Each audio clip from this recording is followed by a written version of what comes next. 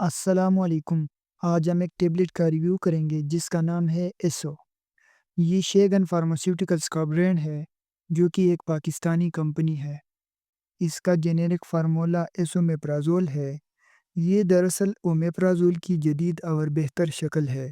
بہتر اثر کے لیے اسے خالی پیٹ استعمال کرنی چاہیے۔ بات کرتے ہیں اس کی میکینزم آف ایکشن کے بارے میں۔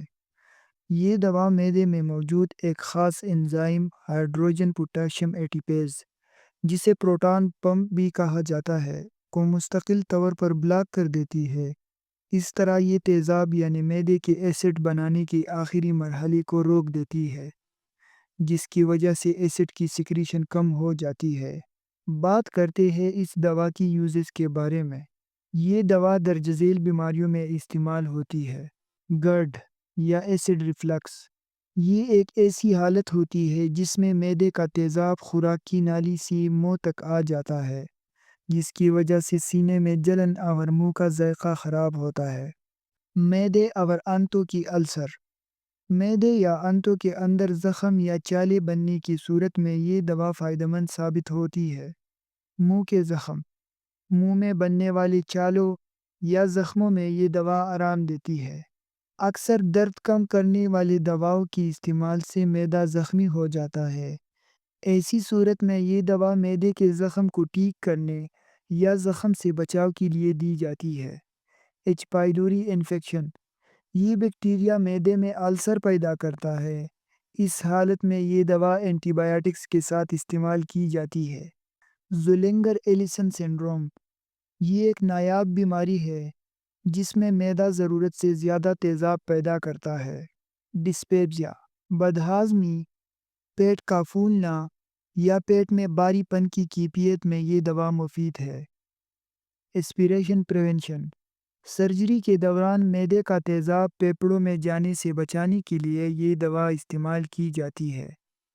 یعنی سادہ الفاظ میں کہے تو یہ دوا معدے کے تیزابیت، جلن، بدہضمی اور زخم جیسے مسائل میں بہت کام آتی ہے، خاص طور پر ان لوگوں کے لیے جو اکثر سینے میں جلن یا معدے کے درد سے پریشان رہتے ہیں۔ بات کرتے ہیں اس دوا کی سائیڈ ایفیکٹس کے بارے میں۔ عام سائیڈ ایفیکٹس میں سر درد، ڈائریا، پیٹ میں درد، قبض، گیس، متلی یا قے، غذائی اثرات میں وٹامن B12 کی کمی، میگنیشیم اور کیلشیم کی کمی، جس کی وجہ سے ہڈیاں کمزور ہو جاتی ہے اور ہڈیوں کی فریکچر کا خطرہ بڑھ جاتا ہے۔ کبھی کبھار جگر کی انزائم میں اضافہ ہو سکتا ہے۔ یہ دوا انفیکشن کا خطرہ بڑھا سکتی ہے، جس میں نمونیا، سی ڈیفیسائل انفیکشن اور دیگر آنتوں کی انفیکشن شامل ہے۔ ہارمونل اثرات میں یہ دوا گیسٹرین ہارمون کو بڑھا دیتی ہے، جس کی وجہ سے دوا بند کرنے کے بعد ایسڈ کی مقدار میں اضافہ ہوتا ہے، جسے ایسڈ ریباؤنڈ کہتے ہیں۔ ریئر سائیڈ ایفیکٹس میں خون کی کمی، الرجک ری ایکشن، موڈ میں تبدیلی، جوڑوں یا پٹوں میں درد اور جسم کی کمزوری شامل ہے۔ اب بات کرتے ہیں یہ دوا کن دواؤں کے ساتھ انٹریکٹ کر سکتی ہے۔ یہ دوا اینٹی فنگل دواؤں کے اثر کو کم کرتا ہے، جس میں ایٹراکونازول، کیٹوکونازول اور پوساکونازول شامل ہے، کیونکہ ان دواؤں کی ایبزارپشن کے لیے ایسیڈک انوائرمنٹ ضروری ہوتا ہے۔ کیونکہ یہ دوا ایسیڈیٹی کو کم کرتا ہے، جس کی وجہ سے ان اینٹی فنگل دواؤں کی اثر کم ہو جاتا ہے۔